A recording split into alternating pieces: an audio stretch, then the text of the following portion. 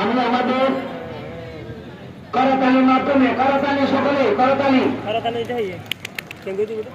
আমাদের শামসু কাকা সাবেক ফুটবলার শামসু কাকা মঞ্চে চলে আসেন।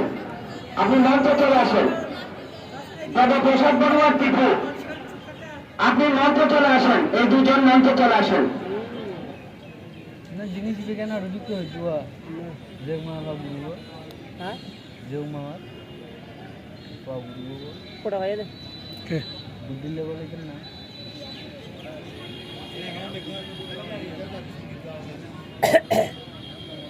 আরে বল করে সুন্দর লাগে